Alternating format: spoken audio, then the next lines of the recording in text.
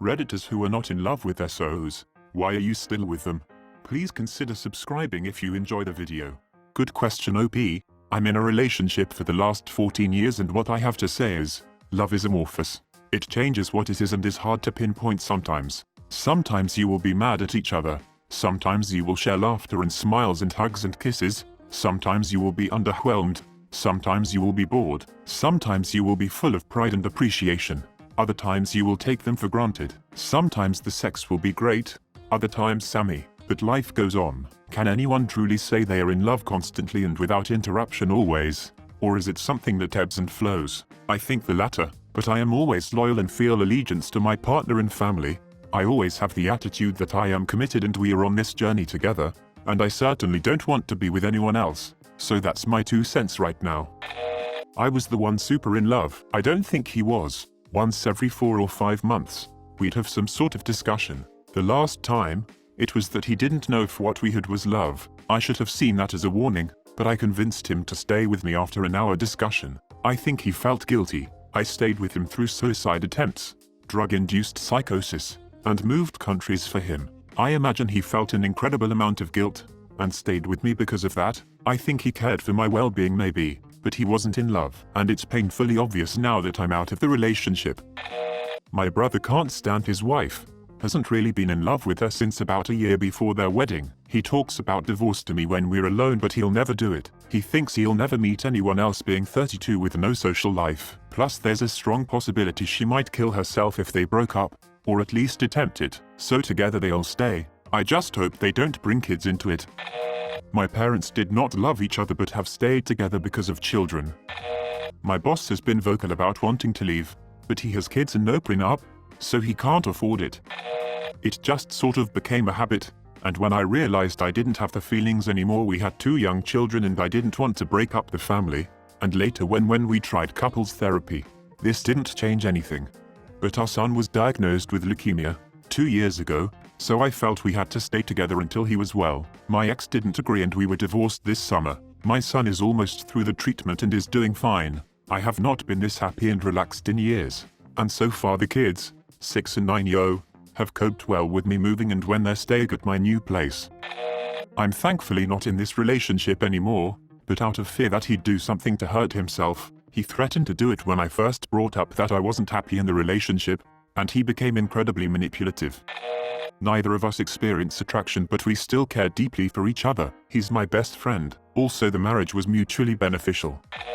I am currently in an amazing relationship, textbook true love type of stuff. However, years back I was in a relationship with a woman who abused me physically, sexually and otherwise, and I did not love her, not for the last year or so when the abuse get bad. So why did I stay if it was so bad? Well, unfortunately, and this is true for abusive relationship as well as for mundane loveless relationships, people get wound up together and then it becomes very difficult to imagine your life without them. Even if it's not a good life, I guess people are better at surviving the current hardship than breaking away into the unknown. There's a lot more to my story, and everyone's story has its own details. But I think that's the basic answer. You build a life with someone, it gets hard to throw that life away. Being in love seems like a state over which you have no control. I long ago made the decision just to love the woman who became my wife. Fortunately she made the same decision about me. Romantic infatuation has faded, but our love for each other endures. It takes work to maintain, to avoid taking each other for granted. Love is not an emotion, it is a practice. Loved her dog. In my first relationship I thought I had scored the jackpot. I was young and he was young and jacked and smart. He overglorified himself and I just couldn't see that. I looked up to him as a god. Mainly because he kept saying I was bad at my studies and cooking and basically everything that I love to do. I thought I would never get someone better so that I stayed. I thought I loved him.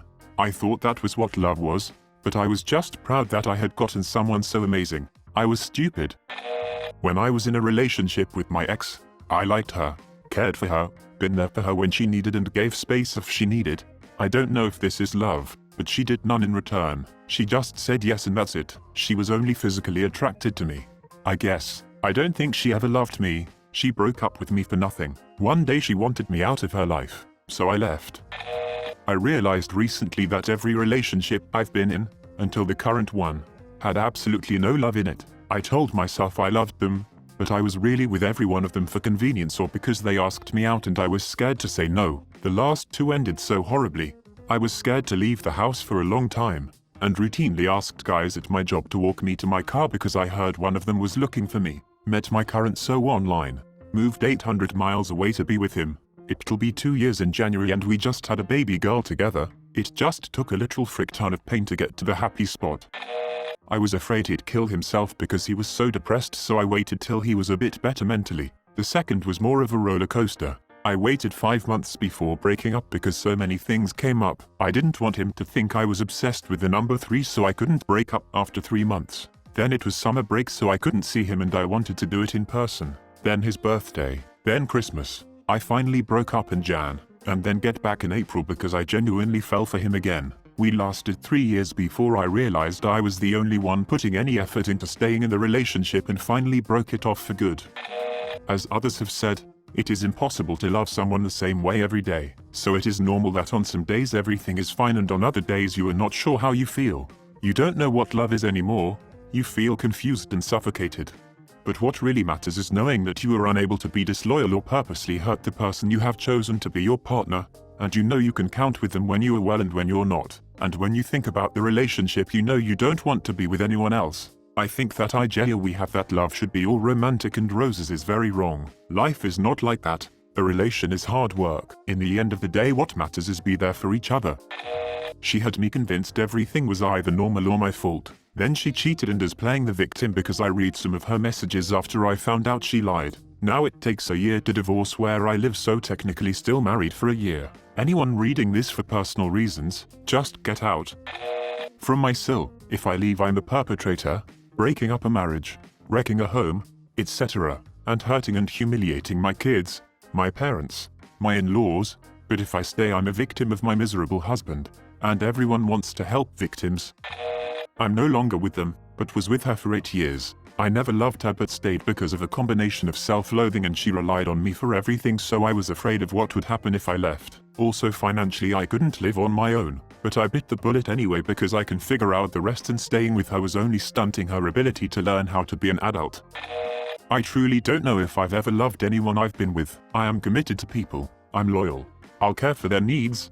I'll talk about feelings, but I just don't feel much of anything other than anxious, angry, or numb. Recently I felt happy, so that was exciting to be able to recognize. I was diagnosed with PTSD a few months ago from childhood trauma, and I guess I never learned to recognize or acknowledge emotions. So all my previous relationships were just me going through the motions of what I thought you were supposed to do, which means staying, even if it's toxic or abusive, because if I can't feel love then it must just mean commitment. Thank the Lord Jesus I am in therapy now, so I'll get better soon.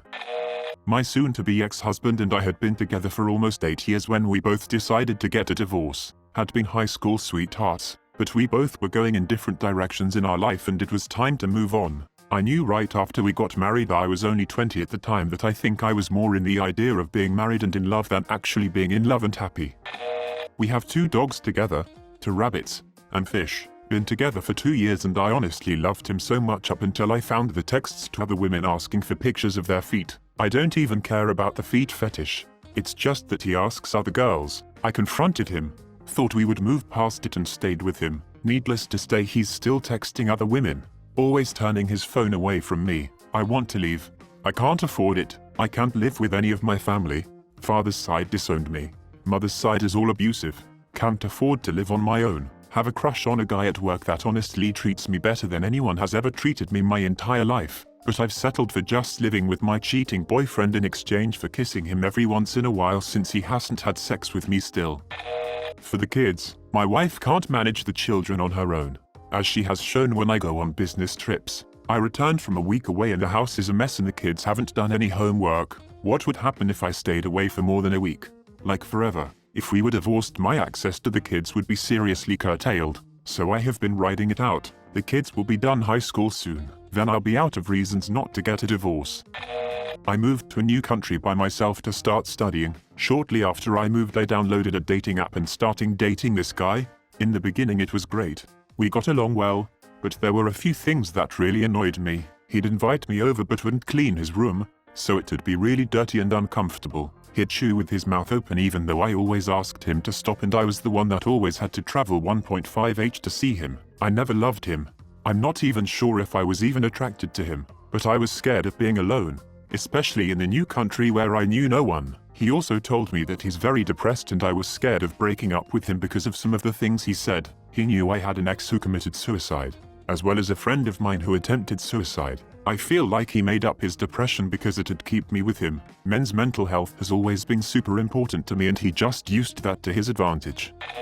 This one hit a little too close to home. We have 3 kids. We made a great team. She went with one kid one place and I took the others somewhere else. Whether it was after school activities, play dates, or shopping on the weekend, our ability to divide and conquer was amazing. However, we never went on a date. We never watched TV together and just barely slept in the same bed. We did separate things in our private time. We were never intimate. We weren't even friends. Just 2 people in the same house sharing responsibilities. For 5 years I sacrificed my relationship because it made my life easier. It was miserable yet comfortable. I love my kids and that made me happy to see them happy. It made me happy that we were able to afford some luxuries for the kids that I can't on my own. I was scared to end the relationship. I was afraid to live alone and afraid that I would never find someone else. My wife moved out last week. I now have to face those fears. I can be a single dad half the time. I'm still scared, but I'm optimistic that my kids and I will pull through, if she leaves me with any money, that is. Smiley face.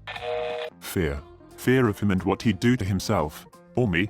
Fear of being alone. Fear of disappointing my family and friends because they all loved him. Spoiler, they didn't, they just said they did for me. Finally just did it and I've realized there was nothing to be afraid of all along. Please subscribe if you like the video. It really helps the channel to grow. Adios.